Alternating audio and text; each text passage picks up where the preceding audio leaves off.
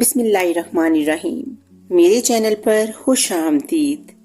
کہانی کا آغاز کرتے ہیں۔ بہت عرصہ پہلے کسی ملک میں ایک بادشاہ حکومت کرتا تھا۔ ایک مرتبہ ایک بادشاہ اپنے ایک ملازم سردار سے ناراض ہو گیا اور اسے دربار سے نکال دیا اور حکم دیا کہ تم دن رات اپنے گھر میں پڑے رہو، کہیں باہر نہیں جا سکتے اور نہ ہی کہیں کام کر سکتے ہو۔ یہ بظاہر معمولی حکم تھا، کیونکہ دن رات گھر میں پڑے رہنا، کوئی کام کاج نہ کرنا اور فارغ وقت گزارنا بہت مشکل ہوتا ہے۔ ویسے بھی ایک آدمی ایک ہی جگہ ایک ہی قسم کے لوگوں میں رہتے رہتے گھبرا جاتا ہے اور بہت وحشت بھی ہوتی ہے۔ وقت کاٹنا دو بار ہو جاتا، چنانچہ اس کے ساتھ بھی ایسا ہی ہوا۔ وہ سارا دن پڑا رہتا، کوئی کام نہ کر سکتا تھا۔ سردار بہت پریشان تھا، کیونکہ اس کے بچوں کے پیٹ بھرنے کا سوال تھا۔ جب وہ گھر سے باہر قدم نہیں نکالے گا تو بیوی بچوں کو کھلائے گا کہاں سے؟ اتفاق سے کچھ دنوں بعد بادشاہ، وزیر اور شہزادے بلائے گئے۔ سردار کو ایک ترکیب سوچی تو اس کی آنکھیں چمک اٹھیں۔ اس نے اپنی بیوی کو پڑوس میں ایک قیمتی جوڑا لانے کے لیے بھیجا۔ وہ پڑوس سے قیمتی جوڑا لے آئی۔ سردار نے مانگے کا قیمتی جوڑا جلدی سے زیب تن کیا اور گھر سے نکل پڑا اور شان سے چلتا ہوا شاہی دربار میں جا پہنچا۔ درباری سمجھے کہ کوئی معزز مہمان آیا ہے۔ اسے لے جا کر بڑے ادب سے دوسرے بڑے لوگوں کے ساتھ کرسی پر بٹھا دیا۔ سردار گردن اکڑا کر کرسی پر بیٹھ گیا۔ دربار شروع ہوا۔ جشن کی تمام رسمیں ادا کی گئیں اور اس کے بعد دسترخوان پر اعلیٰ قسم کے کھانے رکھے گئے۔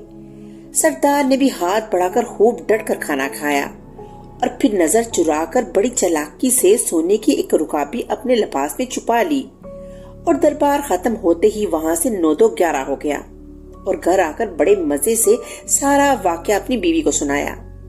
اس کے بعد اس کی بیوی بازار جاتی اور سونے کی رکابی کا ایک ٹکڑا کاٹ کر فروخت کر کے کچھ رقم لے آتی۔ یوں سردار کی زندگی آرام سے گزرنے لگی اور پریشانی دور ہو گئی۔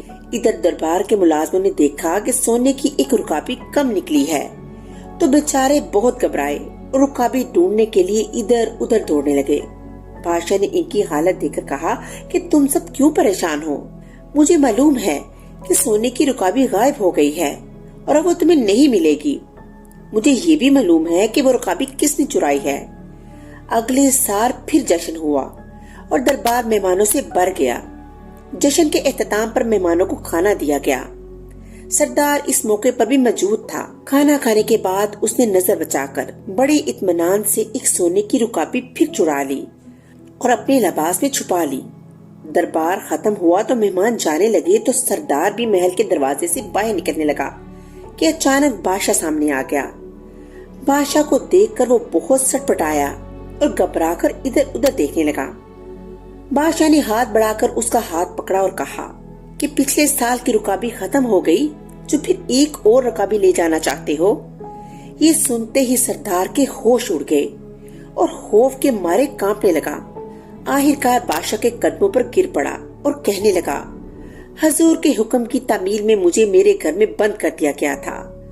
کئی مہینوں تک پریشان اور تنگ دست رہا، آخر مجبور ہو کر یہ نازیبہ حرکات کی، مجھے معاف کر دے۔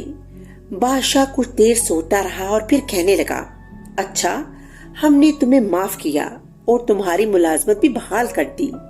غلطی ہماری ہی تھی، ہم نے حکم ہی ایسا دیا تھا کہ آدمی بھوک اور تنگ دستی سے مجبور ہو کر چوری کرنے پر آمادہ ہو جاتا۔ اگر ہم تمہیں گھر میں قید نہ کرتے تو شاید تم ایسی حرکت کبھی نہ کرتے۔ جاؤ، اب ایسی حرکت کبھی نہ کرنا۔ چوری بہرحال بری حرکت ہے۔ بادشاہ اور سردار دونوں نے غلطی کی تھی۔ دونوں نے اپنی اپنی غلطی تسلیم کر لی اور اس طرح دونوں کو عبرت حاصل ہو گئی۔ کہتے ہیں کہ پھر سردار نے کبھی چوری نہ کی اور نہ بادشاہ نے کبھی کسی کو ایسی سزا دی کہ وہ چوری کرنے پر مجبور ہو جائے۔ اس طرح کہانی کا اختتام ہو گیا۔ اگلی کہانی کے ساتھ پھر ملوں گی، تب تک کے لیے اللہ حافظ۔